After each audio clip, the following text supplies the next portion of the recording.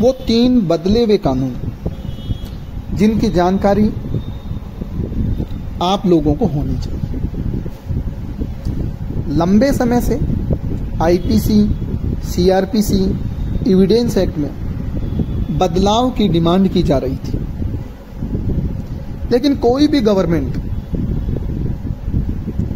इसे बदलने के लिए प्रयास नहीं कर रही थी, क्योंकि किसी भी कानून में बदलाव के पक्ष और विपक्ष 2 कारण होते हैं।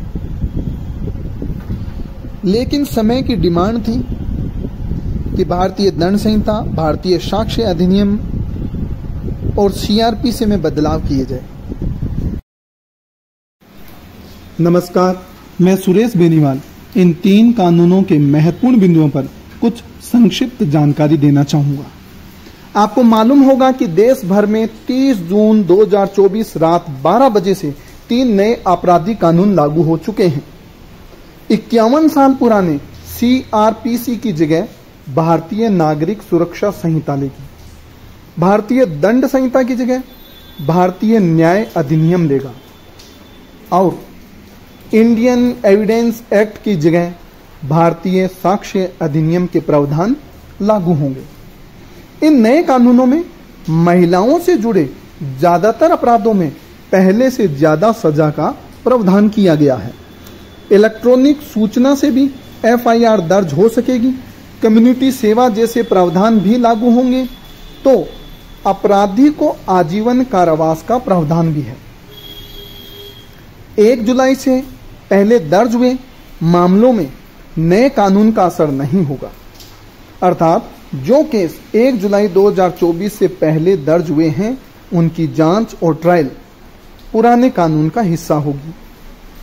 लेकिन 1 जुलाई से नए कानून के तहत एफआईआर दर्ज हो रही है और इसी के अनुसार जांच से लेकर ट्रायल पूरा होगा। बीएनएसएस में कुल 531 धाराएं हैं। इसके 177 प्रावधानों में संशोधन किया गया है, जबकि 14 धाराओं को हटा दिया गया है। 9 नई धाराएं और 39 उप धाराएं जोड़ी गई है। पहले सीआरपीसी में 484 धाराएं थी। भारतीय न्याय संहिता में कुल 357 धाराएं हैं। अब तक आईपीसी में 511 धाराएं थी। इसी तरह भारतीय साक्ष्य अधिनियम में कुल 170 धाराएं हैं। नए कानून में 6 धाराओं को हटाया गया है, 2 नई धाराएं और 6 उप धाराएं जोड़ी गई है। पहले इंडियन एविडेंस एक्ट में कुल 167 धाराएं थी। नए कानून में ऑडियो वीडियो यानी इलेक्ट्रॉनिक साक्ष्य पर जोर दिया गया है। फोरेंसिक जांच को अहमियत दी गई है। कोई भी नागरिक अपराध के सिलसिले में कहीं भी 0 एफआईआर दर्ज करा सकेगा। जांच के लिए मामले को संबंधित थाने में भेजा जाएगा।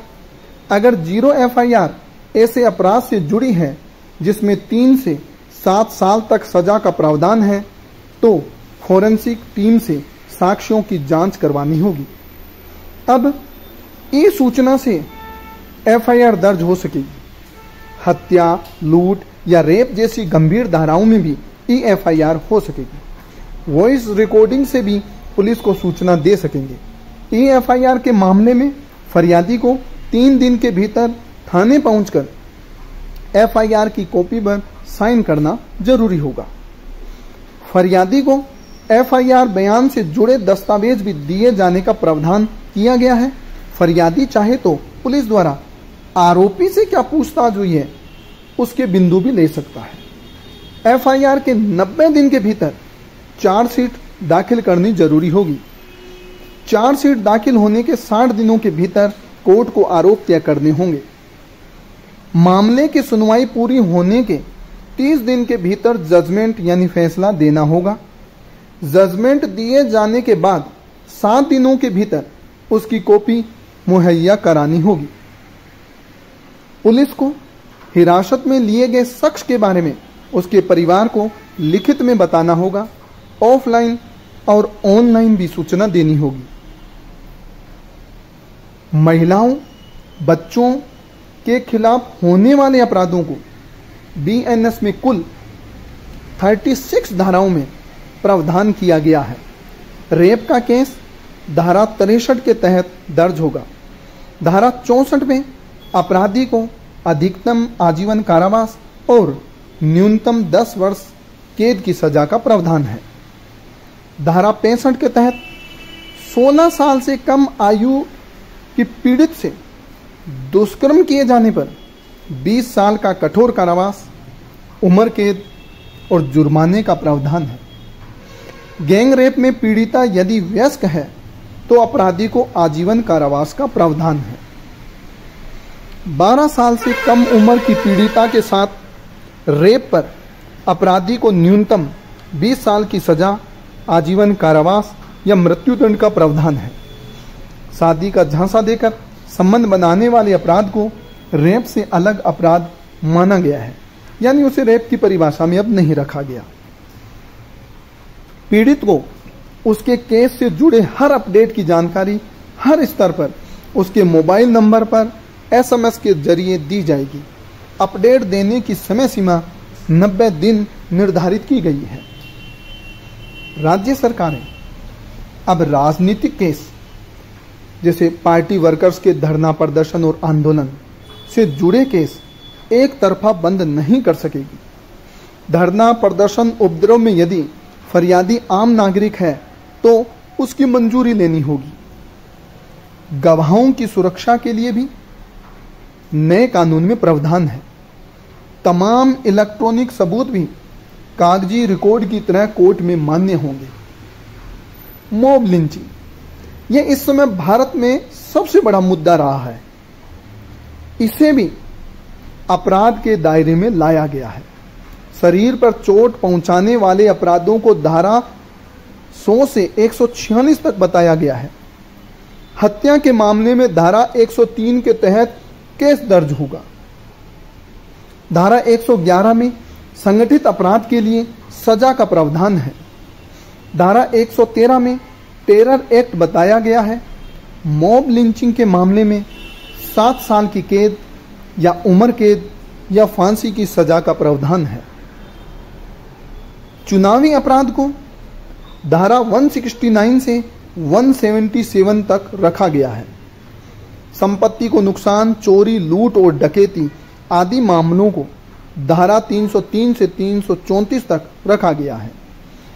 मानहानि का जिक्र धारा 356 में किया गया है। दहेज हत्या धारा 79 और दहेज प्रताड़ना धारा 84 में बताई गई है।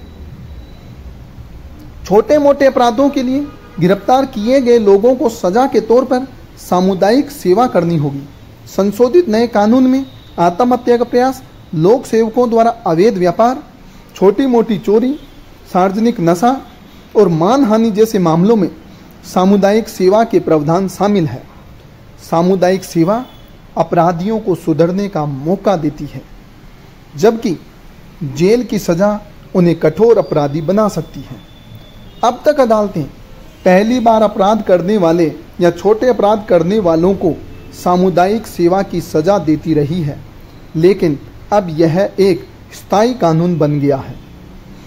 नए कानून के तहत पहली बार ऐसा प्रावधान किया गया है जिसमें नशे की हालत में उपद्रव मचाने या 5,000 रुपये से कम की संपत्ति चोरी जैसे छोटे अपराधों के लिए सामुदायिक सेवा को दंड के तौर पर माना गया है।